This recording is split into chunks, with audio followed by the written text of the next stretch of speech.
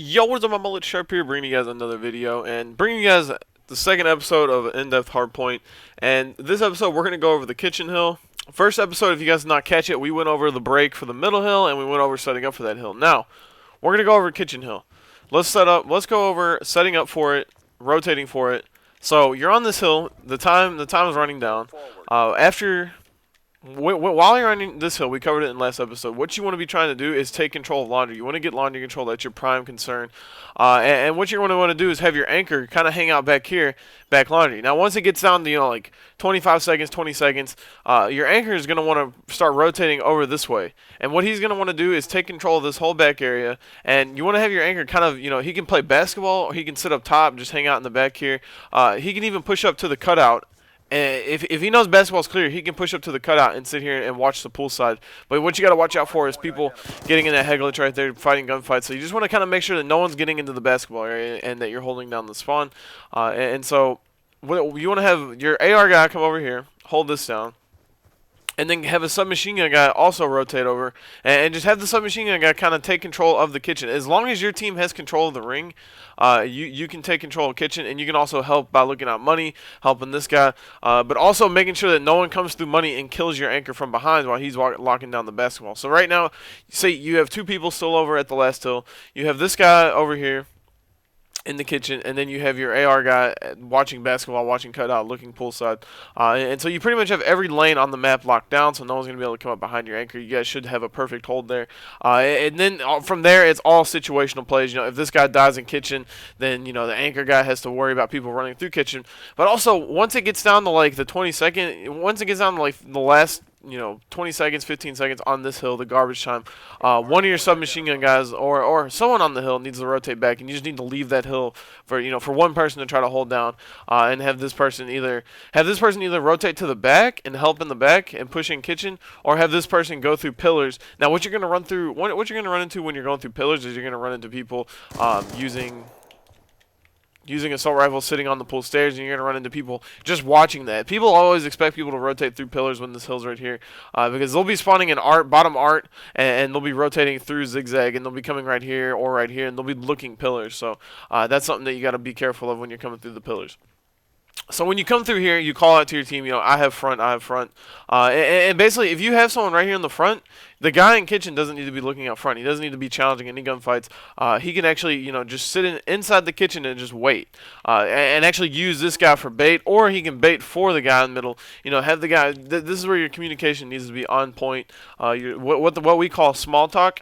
Small talk would be like, all right, I got your front kitchen. I'm laying down. Bait for me. I'm laying down. So what that means is the guy in kitchen could be sitting right here, and then just poke out and have this guy shoot at him, and then just poke back in. Or he could be sitting behind this pillar and just poke out. Have that guy be distracted by him in kitchen, worried about him dying in kitchen. This guy's laying right here. He just pokes up, cleans up the easy kills, and picks up the front. Now, the guy front is probably going to be the first guy to die, because that's where they're all going to be flooding. They're all going to be flooding the front. They're going to be trying to take control of that. So the guy up front's probably going to most likely be the guy to die. But as long as you have your anchor holding basketball and you have someone holding the top, then you should be spawning back here. And that's another setup. All depending on where they're going, this is how you're going to want to rotate. So if they're pushing front, then you're going to want to stack the hill. Have two people in hill, or have like someone in hill, have someone front, and then have someone in the back that's ready to come in the front. It just really all depends. If you see three people front, call that shit out. Say, there's three people front. The guy in the back pushes in the hill. You have two people in hill, one guy front. Or you could have two people in hill, one guy money. I don't really recommend having all three people just sitting in the hill, but you can do that. You can stack the hill like that, but have two people in the hill, one guy in money, and what the guy in money does is he just kind of just waits. When people jump in to kill these guys over here, he pokes out, picks up those kills, and it's just really easy. So all really depends on where they are pushing. You have a guy, you have your anchor sitting back here. If someone has money room locked down and calls out, I have your money side, then the anchor rotates back and sits at this tree and watches the back. Now, if he calls out, I see one person cross jungle, two people in the back. If you see more than two people in the back, if you see two or more people in the back, sorry, I'm going kind of fast. If you see two or more people in the back, what you want to do is have someone that's in hill rotate over and help the anchor. He push out of the back hill and that's what you do. You have your hill bitch, you have your floater. And actually, you can have 2 floaters. You have 2 floaters, 1 hill bitch, and an anchor. And that's why I recommend you run 3 subs. You know, your hill bitch runs subs, and then your 2. You guys are gonna laugh when I say that I'm saying hill bitch, but that's really what we call them, the hill bitch. And then you have your 2 floaters who just rotate around and help the anchor. So you know, if they're pushing to the back, this guy can push out right here and try to take him out and kill that guy, and also kill the people pushing to the back jungle, and that's just where you work with the anchor. But sometimes you got to watch out for a split push, and that's what most teams are going to do. They're going to try to push front and push back, and that really all just comes down to winning your gunfights. Now, obviously, the back kills are the most important because that's going to hold down the spawn. If you kill the people in the back, that's going to hold down the spawn. And also know that if you're the guy right here and you get picked off, wait to spawn. Watch your kill cam and wait for this guy to try to kill the people in the back, because if he kills them, then you'll spawn back here still. But if he doesn't, then you won't spawn back here. So hold off on the spawn. Same if you're this guy. If you're this guy and you push up like that and you get killed, wait to spawn. Don't just hit X right away and try to get back into it. Hold off. Wait for your teammate to call out if you got him or not. And your teammate can call out, I can't get him, and then you just spawn and you just hope that you don't get a shitty spawn. Because if they're not if they're pushing the back jungle, you're not going to spawn back here. If they're pushing the back jungle and they're pushing hard, then you're going to spawn out middle. But you could spawn over here in this area and just jump back in the hill. That just depends on if they do a split push. If they have a guy looking at the pool spawn. Like say if they send 3 people back and 1 guy pool, then you're going to spawn out. So that's a mouthful. That's just kind of how it works. And I saw a lot of people commenting on my video saying that this video is kind of late. That a lot of people, it is kind of late. I do agree with you guys. There still is UMG Dallas, so I mean these videos can still be helpful. I don't know if I can get them all out before UMG Dallas, but there still is Columbus. Columbus, I believe, is going to be. I don't know what game they're going to use at that event, but hopefully it's Black Ops. So these videos still could be useful, and a lot of people do not know how to play the game. I promise you. We sit there, we play against amateur teams. Amateur teams definitely don't know how to play. A lot of them, we'll play against them and watch theater, and we'll just see the stuff that they do. They don't rotate properly. The big thing, even pro teams, some pro teams don't even have every understanding of the game. So what I mean by that is, say if you rotate. Say if you are, let's see. Say if you're on rotation, you're the guy. Say if their whole team is rotating to this kitchen hill. You push in here. There's 20 seconds left on mid hill. If you're in kitchen hill and you die, if you're the first person to die, you could get a back art spawn. You could spawn in art, and that's how they flip you out. So this is what you need to do. You need to kill even if you kill 1 dude and then you die. If you kill 1 guy, you're golden. You get the first kill, you're golden. If you kill 1 guy and then die, just watch your kill cam, because then they'll spawn up first, and they'll get the guy. They'll be the guy getting the back art spawn, and then you'll just spawn back here with your team. That's how you need to play. That's why. If you guys remember seeing the Killer of the Choo Choo Train video, in that video he's like, I think he was saying proof he's an idiot. Like, you could have died on rotation. What are you doing? And that's what he means. If you're the first person to die on the rotation to the next hill, you're probably going to spawn out no matter what. And that's why, even if you have someone back here in the anchor position and they don't have anyone back there and you die, and it's really bad on slums. When we get to slums, I'll explain it really well. But when you die and you spawn out, you're like, what the heck? We had the guy on the back of the spawn. The spawns get set up based on where the hard point is. So if the hard point's in the middle hill, if it's still over there, then the hard points are set up. The spawns are set up for where that hard point is. So you're either going to spawn laundry or you're going to spawn over on the other side. So if these guys are rotating, pushing this side, you're most likely probably going to spawn over at art if they don't have anyone there. This hill honestly isn't that bad. Sometimes you can get that laundry spawn depending on how well your team's holding it down. But other hills are really bad, especially garage hill is really bad and basketball hill is really bad. So we'll definitely get to that. But that's what everyone means by don't die on rotation. So what else can we? I guess we can go over breaking this hill. I believe I covered this in another Hardpoint video on this map, breaking the hill. But this is kind of a more in-depth thing. You want to run smoke when breaking a hill. Your submachine gun guys want to have smoke. You want to try to use every tactical you can. Make them change their class as much as possible. Throw EMPs. Start out, if you could start out the whole game just throwing EMPs, make them switch to hardwired class, and then you can switch to stun grenades. Make them have to keep switching class and not knowing what to use.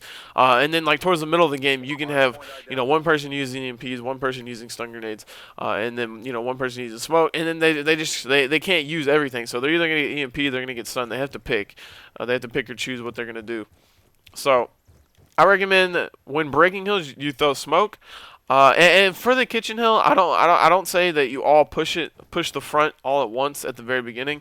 I like have two people push laundry, actually even three people push laundry, and then have one person push poolside, or have two people push poolside, have two people push laundry, and try to do that. But if nothing else is working, then the good old throw a frag at that fridge right there and hit it behind the pillar. People always sit behind that pillar and then just push in. What I actually like to do is smoke it. Smoke the front like that so they don't know, and then just run in like this and run straight to the money room. Have someone smoke this area, have someone smoke this area, and then you just run in. And in all the confusion, when all your team is running in, you don't try to shoot at anyone. You just try to run in and get money, and then that way they're kind of confused. So then you can just poke out of the money door and kill them like that. So that's pretty much how I break this hill, or how we break this hill.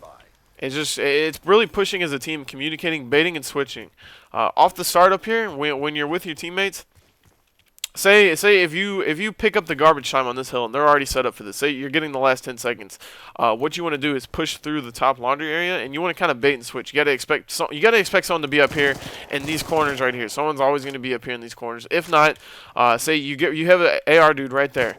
What you do is either have their AR guy shoot at him, and then you can just sit here and like poke out like this, and so you can run across to the jungle, and then hopefully no one's back here at this rock. So once you get jungle control, the guy at this tree has to worry about jungle, and he also has to worry about the assault rifle guy right here. So you have the assault rifle guy start shooting at him, so you can poke out. Make sure you check your basketball stairs, but then you poke out and you can kill that guy. He's probably going to be laying down there looking at you. You win that gunfight, you're set up. You have the spawns. That's pretty much all it is to it. You have to wait. You have to watch out for the people that are going to flood the back out of the kitchen, because once you start pushing for the spawns, that's where the people are going to come in. And it's even if you can do that with two people, it's perfect, because your other two teammates are going to be pushing from either front or money window or wherever, and they're gonna be pinching. That's what they call a pinch. When you say if someone pushes from the front and the back, you're pinching the hill. You're going in from both sides. They can't watch both doors, so you're gonna jump in and catch them off guard. That's what a pinch is. But that's pretty much everything I could explain to you guys on this hill. Like I said, the rotation kills are important on every hill, but this hill I wouldn't say they are as important. It really does get important once you move on to the garage hill and once you move on to the basketball hill, which I will cover in the next episodes if you guys want to keep seeing this.